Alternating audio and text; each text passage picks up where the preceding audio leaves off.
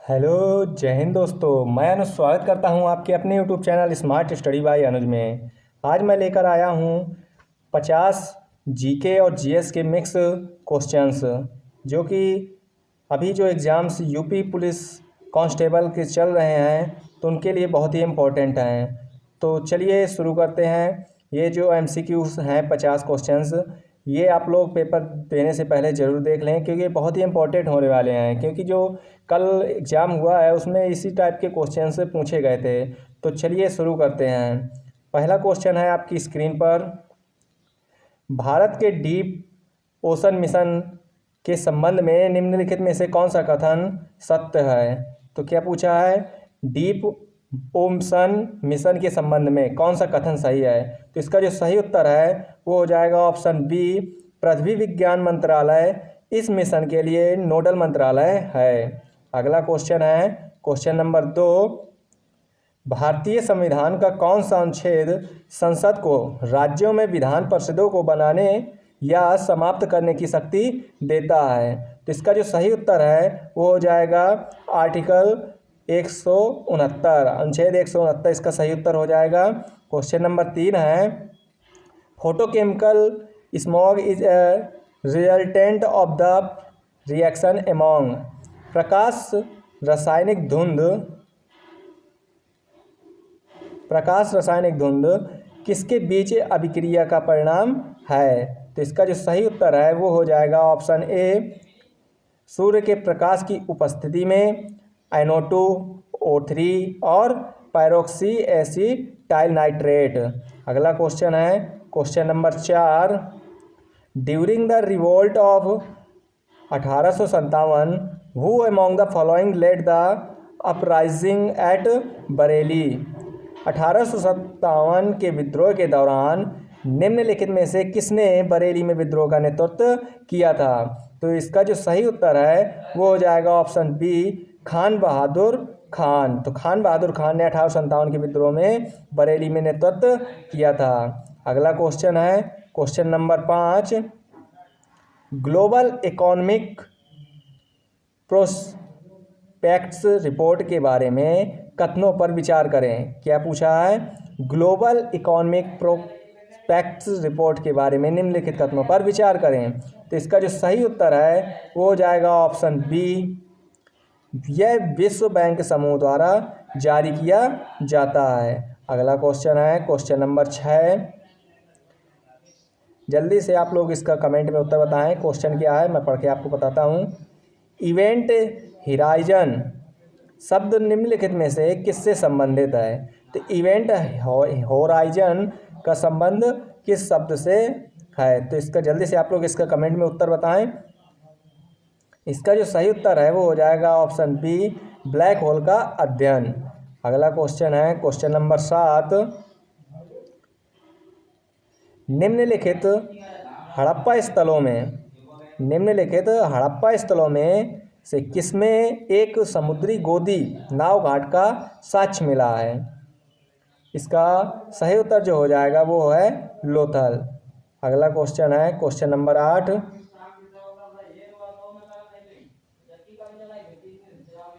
गिनी गुणांक एक मानक उपाय है जिसका उपयोग निम्नलिखित में से किसकी गणना के लिए किया जाता है? तो जो गिनी गुणांक है वो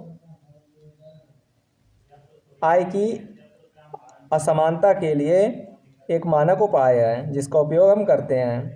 अगला क्वेश्चन है क्वेश्चन नंबर 9।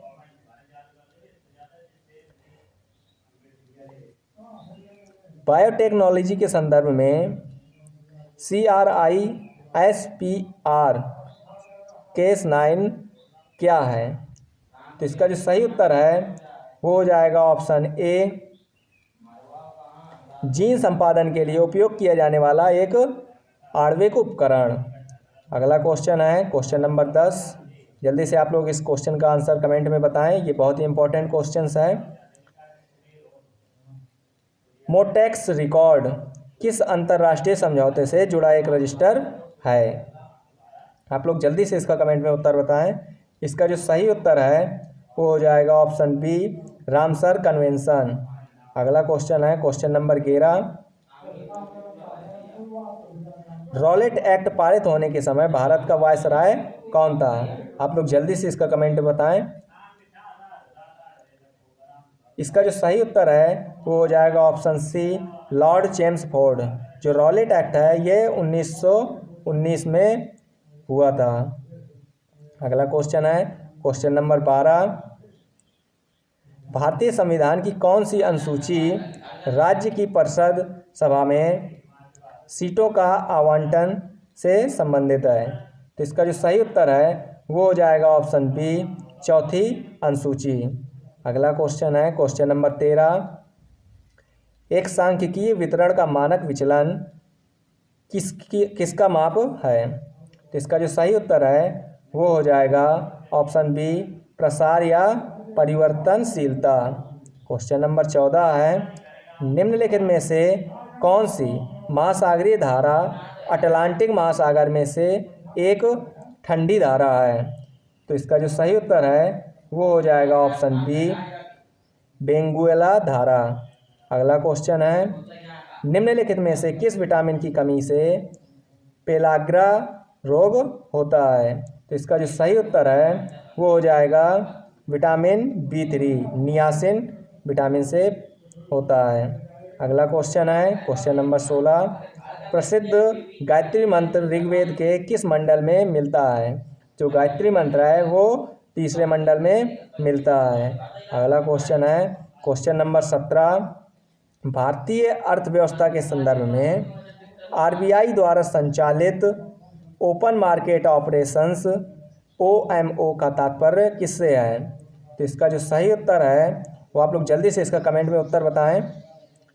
इसका जो सही उत्तर हो जाएगा वो हो जाएगा ऑप्शन सी, सरकारी प्रतिभूतियों की खरीद और बिक्री। अगला क्वेश्चन है क्वेश्चन नंबर 18। वायुमंडल की निम्नलिखित में से किस परत में ओजोन की अधिकतम सांद्रता होती है?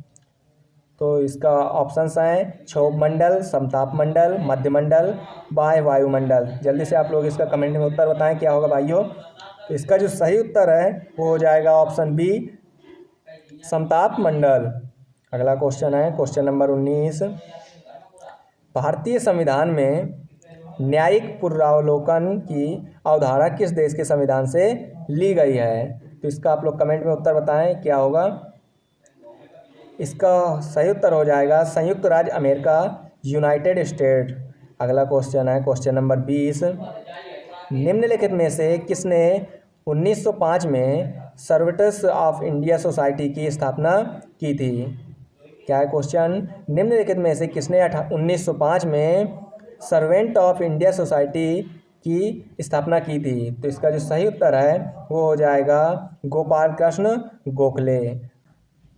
अगला क्वेश्चन है, किस पारिस्थितिकी तंत्र में प्रति इकाई क्षेत्र में उच्चतम शुद्ध प्राथमिक उत्पादकता NPP होती है?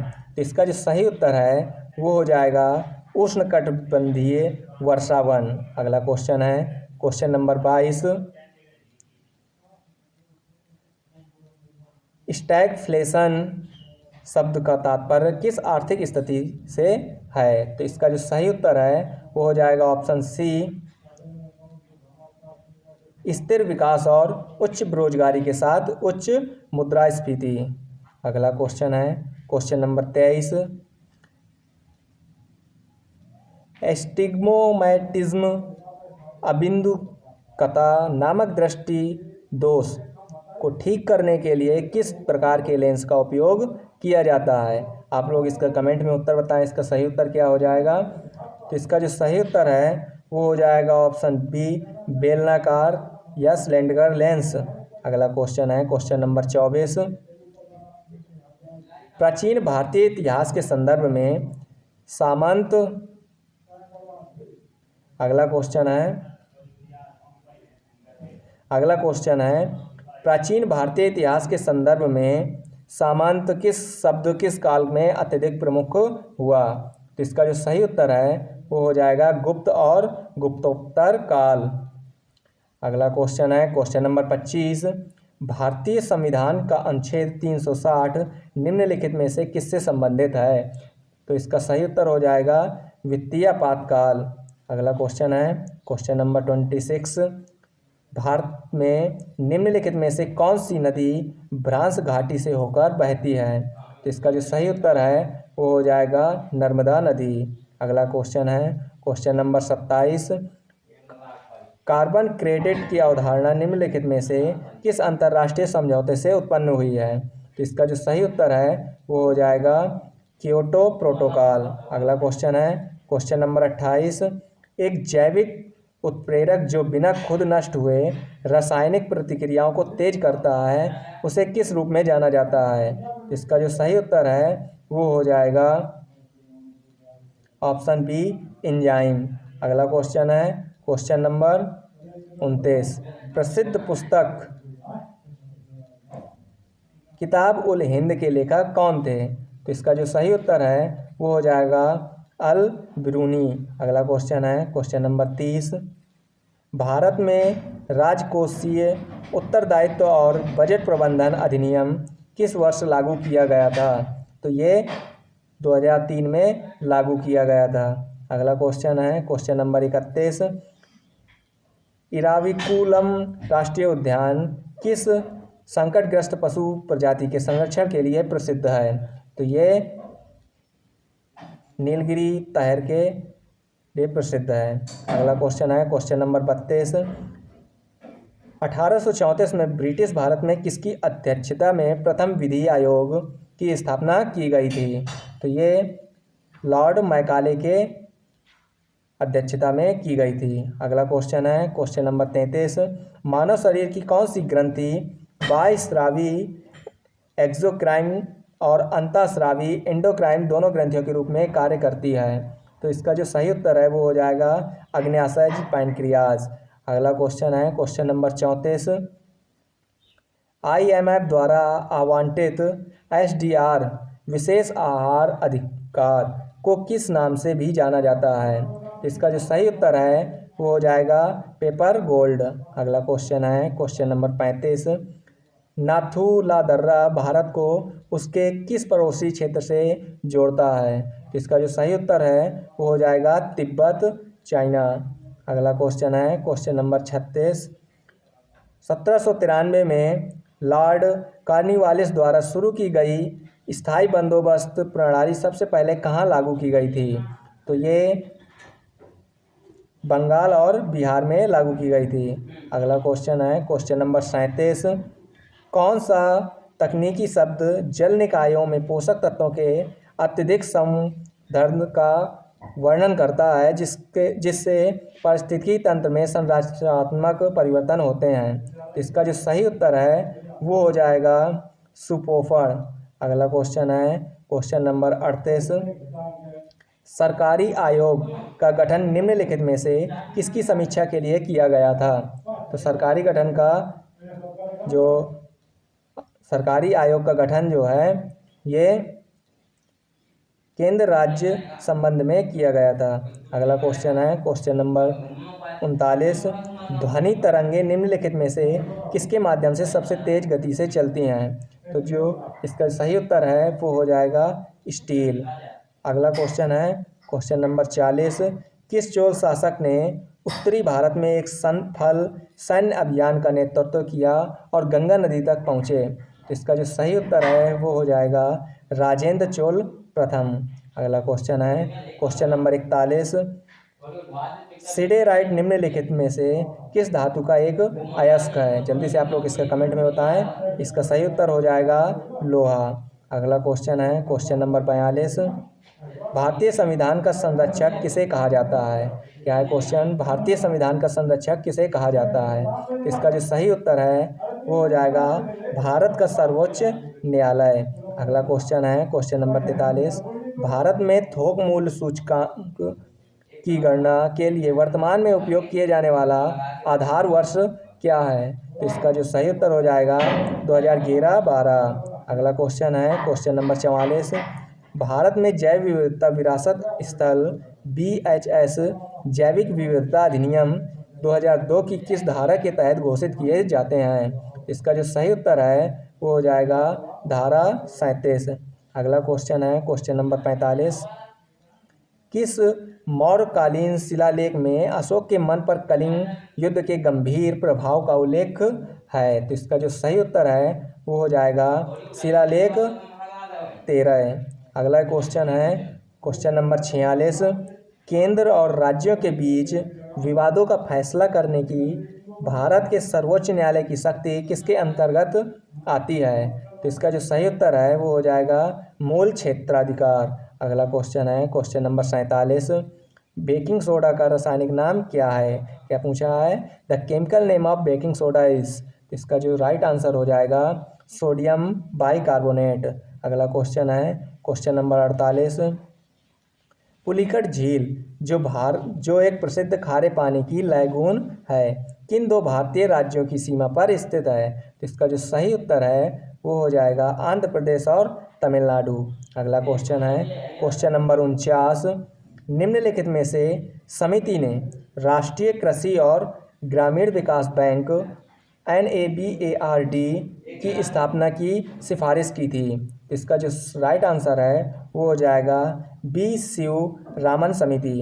अगला और लास्ट क्वेश्चन है क्वेश्चन नंबर 50। निम्नलिखित दिल्ली सुल्तानों में से किसने तांबे और पीतल के सिक्कों का उपयोग करके टोकन मुद्रा प्रणाली शुरू की थी? तो इसका जो राइट आंसर है वो हो जाएगा मुहम्मद बिन तुगलक। अगर ये वीडियो आप लोगों को अच्छा लगा हो तो हमारे चैनल को सब्सक्राइब करें और ज़्यादा से ज़्यादा इस वीडियो को शेयर करें, ताकि जो आज और कल यूपी पुलिस कांस्टेबल के एग्ज़ाम्स चल रहे हैं उनमें आप लोग अच्छा से अच्छा स्कोर कर सकें। तो धन्यवाद आपको टाइम देने के लिए। जय हिंद, जय भारत।